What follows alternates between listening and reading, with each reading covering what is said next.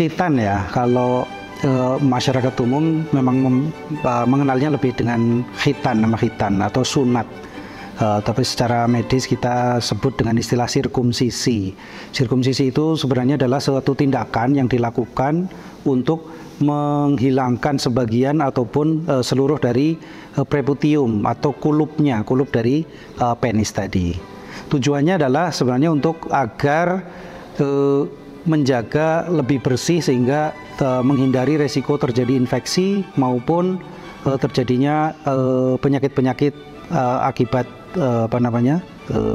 terkait dengan kelamin. Kapan sebaiknya waktu untuk melakukan khitan? Sebenarnya untuk bilang terkait waktu tidak ada batasannya ya, tidak ada indikasi khusus, kecuali memang dia ada kelainan-kelainan ataupun adanya suatu indikasi secara medis dia harus dikhitan. Contohnya seperti jika terjadi pada anak-anak itu sering terjadi infeksi saluran kencing yang berulang yang disebabkan karena adanya pimosis atau perlengketan dari kulupnya ke penisnya, sehingga resiko infeksinya jadi lebih besar, terjadi infeksi yang berulang. Maka disarankan untuk dilakukan sunat untuk mengurangi resiko terjadinya infeksi. Pertanyaan berikutnya, Dok, ada tanda atau gejala pada anak yang harus segera dilakukan khitan, Dok? Gejala ataupun tanda yang pada anak-anak yang diindikasikan untuk segera dilakukan sunat, yaitu ya tadi pertama jika terjadi adanya infeksi saluran kencing yang berulang, adanya infeksi pada preputium atau disebut balanitis ataupun postitis, sehingga terjadi gangguan kencing pada anak, sering terjadi infeksi, demam berulang, gangguan kencingnya, sehingga itu disarankan untuk segera dilakukan sirkumsisi atau sunat.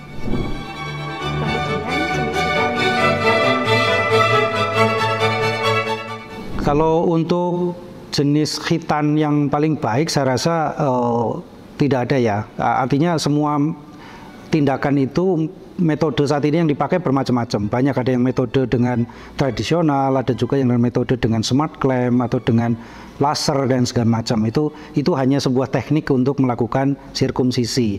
Masing-masing pun ada kelebihan dan kekurangannya masing-masing di masing-masing teknik. Tinggal preferitas dari operatornya lebih mudah dan lebih ahli tidak menggunakan teknik apa, itu menjadi penentu sebenarnya. Tapi untuk teknik yang terbaik sebenarnya masing-masing itu punya kelebihan dan kekurangannya, sehingga tidak perlu khawatir untuk memilih metodenya. Silahkan preferitasnya tinggal memilih ke metode yang mana. Pertanyaan terakhir, Dokter, bagaimana cara perawatan setelah melakukan khitan?